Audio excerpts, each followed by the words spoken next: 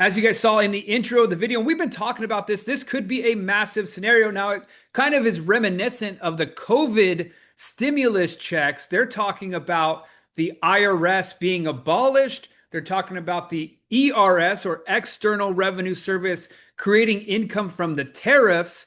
And then if that were to happen, Trump giving us a rebate check. Now, as you remember, there was a potential $5,000 rebate check going out to all Americans. That has not happened, obviously, at this point. But could that happen? Could you imagine getting a $5,000 check September, October, leading into Christmas? What an amazing Christmas present that would be. That would also jumpstart the next level of the midterm elections, with everyone riding high on some extra cash. And then, of course, imagine the absolute moonshot that would happen to the crypto markets. That's exactly what happened last time. When we got the stimulus checks, everyone took that $1,200, dumped it into crypto after a massive crash, and crypto shot to the moon.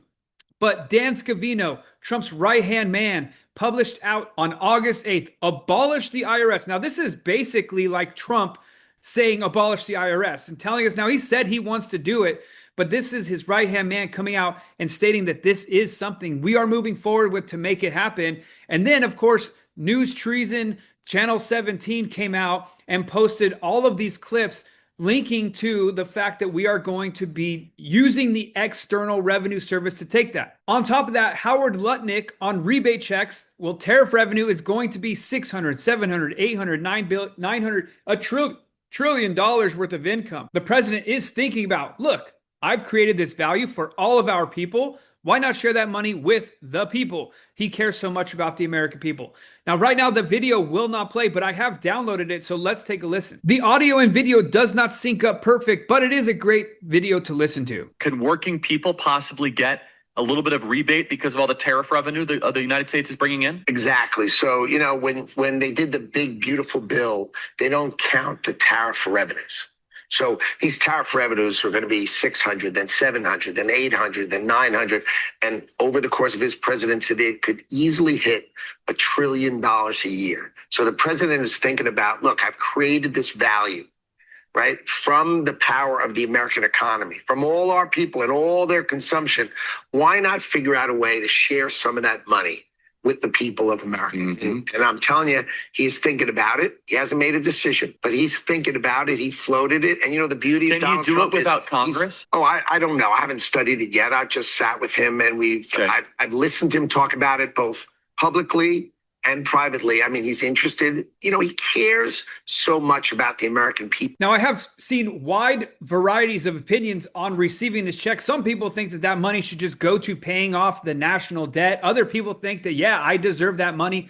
Let me know your opinion down below. Do you think getting a $5,000 or $10,000 or however big of a check would be exciting for us all? So that is all traditional finance route. Now, we also have on the crypto side of things, Scott Bessent coming out and saying that we're going big on digital assets. And this is huge because this is the Treasury Secretary. Trump administration is making crypto a priority after years of hostile policies that starved companies and pushed them offshore. But banks are still fighting back against crypto companies, and we're going to get into that story just in a second, but take a listen to this. We are going big on digital assets. So Trump administration has made digital assets a priority. Past administration starved and almost made extinct a lot of these companies and pushed it offshore. So what we want to do is apply the highest U.S. regulatory and AML standards to digital assets, especially. We are going big. And also more political news coming out. The SEC's Hester Peirce just proposed the United States and UK sandbox for crypto and tokenized assets. Real world assets, stable coins, DeFi, full focus for America and the UK.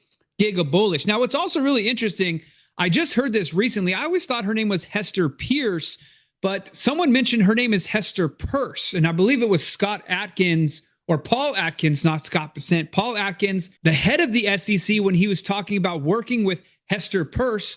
She's the purse strings, pulling the purse with the money. I just thought it was such a coincidence that she's in control of money. Her name is Peirce, and we all know the crazy conspiracies that go along with the crypto and especially XRP. And speaking of XRP, very impressive growth of the XRP ledger real world assets. So it is the fastest increase in real world assets compared to any other blockchain, driven by Ripple's RLUSD. And this is just the beginning. And this is coming from Phil Kwok, who is the co-founder of Easy A App and Easy A Labs. He's a huge proponent of XRP, the ledger, and Ripple altogether. And speaking of proponent slash critic, we have Marty Party. And Marty has been a critic of XRP for a long time, but he is starting to come around and be actually pretty supportive.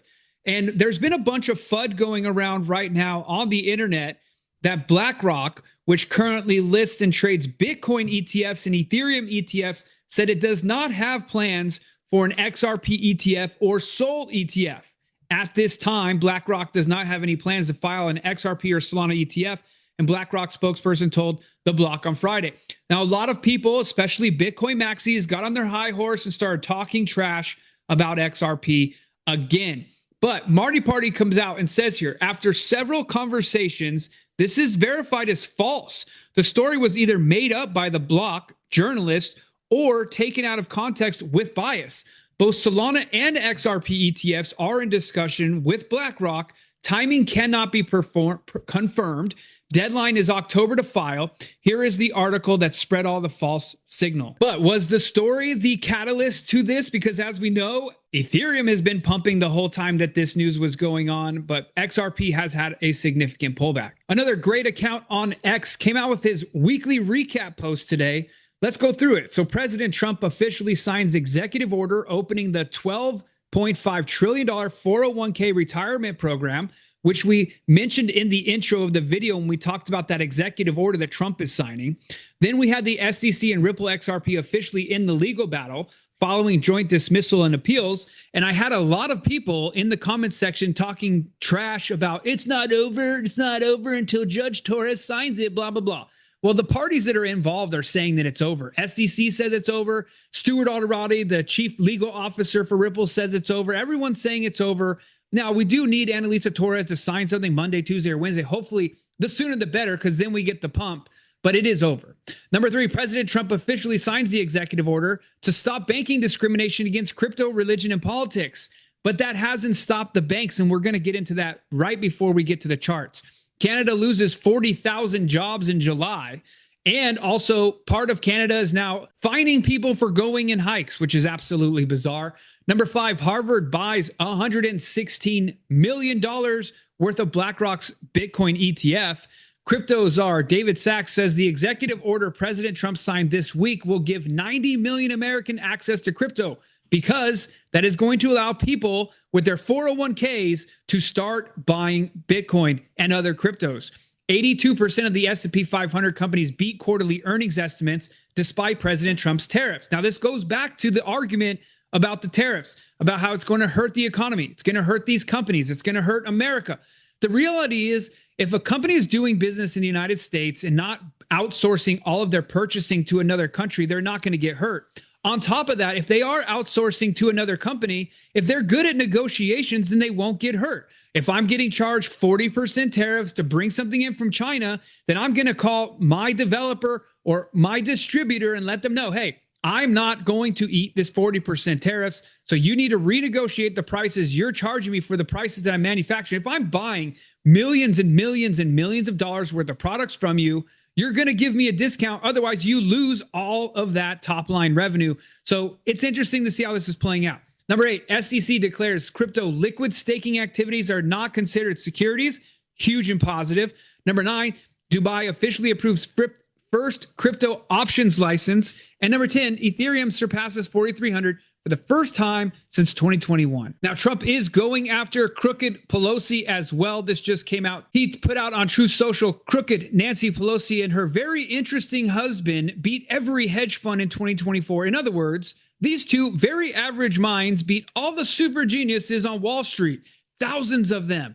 It's all inside information. Is anybody looking into this? She's disgusting, degenerate, who impeached me twice on no grounds and lost. How are you feeling now, Nancy? So it'll be interesting to see how this plays out. Trump is someone who does go after his enemies. If they've wronged him, He thinks that they deserve to be reciprocated against. And Nancy Pelosi has actually got some problems with her trading. Insider trading, without a doubt, is what she's doing.